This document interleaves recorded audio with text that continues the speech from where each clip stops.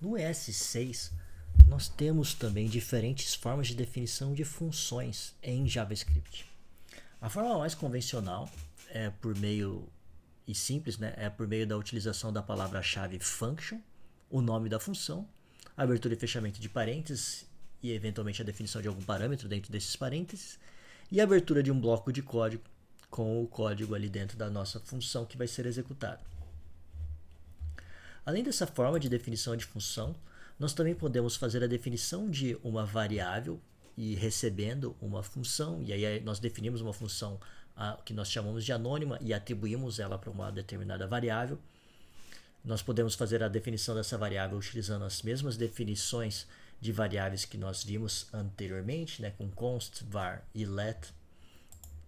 Nós também podemos fazer a definição de uma função utilizando a mesma sintaxe anterior, com uma atribuição para um valor de uma função. No entanto, nesse caso aqui, nós estamos utilizando uma definição de função conhecida como uma arrow function, né? Em que ao invés de utilizar a palavra-chave function, nós utilizamos a setinha ali, né, que é o igual e o símbolo de maior, para fazer a definição. E nesse ponto vocês podem observar que a definição da função ela é similar, nós podemos utilizar const, var e let. Nós utilizamos a atribuição também, só que a diferença é que nesse último caso aqui nós utilizamos uma arrow function. A arrow function, em relação à function, a diferença dela é a definição do contexto de execução da nossa dessa função.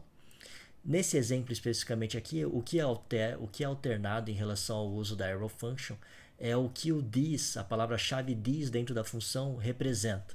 No caso da arrow function, o escopo do this ele é diferente em relação à function. E nós vamos estudar um pouquinho mais sobre isso quando nós estivermos olhando a parte de orientação a objetos com JavaScript.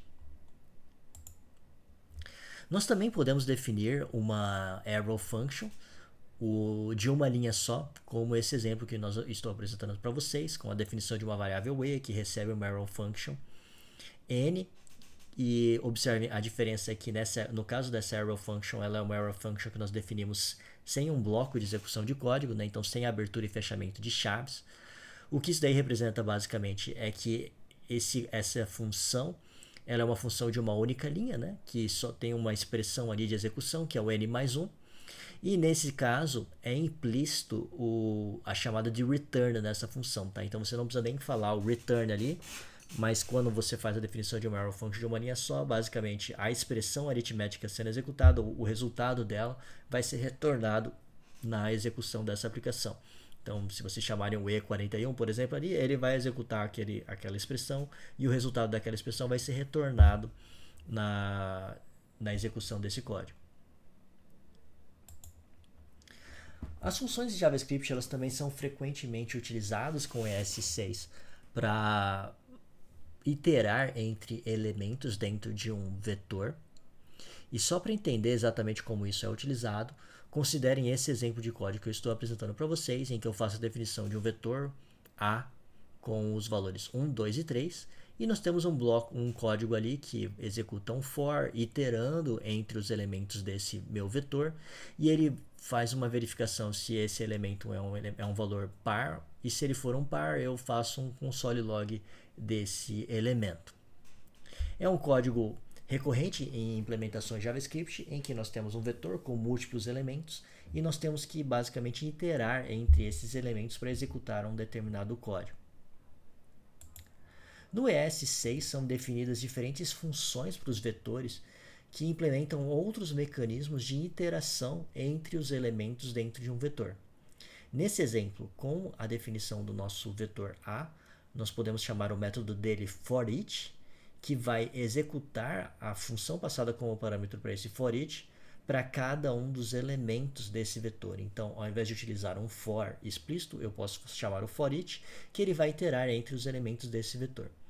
Observe que nesse exemplo eu não preciso explicitamente fazer uso dos índices desse vetor, ele já me retorna cada um dos elementos desse vetor sem fazer uso dos índices. No entanto, se eu quiser utilizar esses índices, essa minha função passada como parâmetro para o método forEach poderia receber um segundo parâmetro que seria a definição desses índices especificamente. Esse exemplo, vocês podem observar que a função for each ela recebe uma função com um parâmetro que vai ser executada para cada um desses elementos dentro desse nosso vetor A. Essas funções dos vetores também têm outras implementações que geram outros resultados. Nesse exemplo que eu estou apresentando para vocês, eu estou mostrando o uso da função do método filter do vetor A. Esse método filter ele vai iterar sobre todos os elementos do meu vetor A e ele vai executar aquela função passada como parâmetro para ele.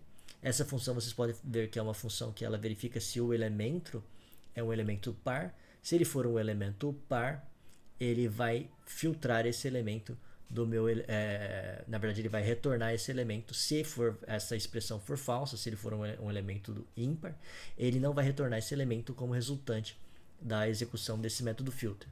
O que é importante vocês observarem nesse exemplo é que inicialmente o método, essa chamada de função de uma linha só, né, que é o método filter, ela vai ter um resultado bastante similar ao primeiro código que eu apresentei para vocês, que faz uma verificação pelos elementos pares dentro daquele vetor A. No entanto, isso daqui é uma implementação com uma única linha, utilizando o método filter. Nesse exemplo, vocês podem observar que nós utilizamos uma função como parâmetro para o método filter, que vai ser executada para cada um dos elementos do meu vetor A. Essa expressão sendo um valor verdadeiro, ele vai retornar o elemento, senão ele vai filtrar esse elemento, vai remover esse elemento do vetor gerado como resultado. Uma outra chamada também recorrente em implementações de JavaScript utilizando o ES6, ela é realizada pelo método map dos vetores. O método map ele vai iterar entre cada um dos elementos, executando uma função passada como parâmetro para ele. Essa função vai ser executada para cada um dos elementos desse vetor A. E no caso dessa função, vocês podem observar que ela vai retornar um valor numérico ali, que é o dobro daquele elemento. E vai ser gerado um novo vetor com cada um desses elementos após a execução dessa função. Então, nesse caso, o vetor C resultante ele seria um vetor com os valores 2, 4 e 6, que são os valores do A multiplicados por 2, porque a função passada como parâmetro para o map, ela vai ser executada para cada um desses elementos, para cada um desses números do vetor. O que é importante vocês observarem de execução de funções como o filter e o map é que elas retornam um novo vetor. Elas fazem o uso da definição de funções do JavaScript passadas como parâmetro e para cada um dos elementos do vetor vão executar essa função, gerando uma nova posição, um novo vetor com esses elementos, sem substituir o valor do vetor anterior, né? Então o vetor A ele permanece o mesmo durante toda essa execução. Esses códigos utilizando vetores, utilizando as funções map e filter, eles também vão ser recorrentes nas implementações de JavaScript mais elaboradas, principalmente as que nós vamos estar utilizando principalmente quando nós estivermos implementando aplicações utilizando o React. Então é importante estar estudando, experimentando nos códigos de vocês para verificar o funcionamento dessas funções. E só a título de desafio, eu trago para vocês o seguinte código, em que é um código que ele utiliza a função de map junto com outros códigos, para vocês tentarem identificar exatamente o que é retornado, para entender, né, exatamente o que essa linha faz de execução. Então eu deixo aí como desafio para quem quiser, implementem esse código no motor de execução de JavaScript de preferência de vocês, no próprio navegador ou no Node.js, para vocês tentarem verificar qual o resultado da execução desse código. E desse último código também, que ele faz uma chamada ao método reduce do vetor, que ele gera um acumulador, ele faz o incremento desses valores, ele tem um funcionamento um pouquinho diferente. Lembrando que essas funções, novamente, elas vão ser recorrentes a partir das próximas aulas, quando nós estivermos utilizando o React.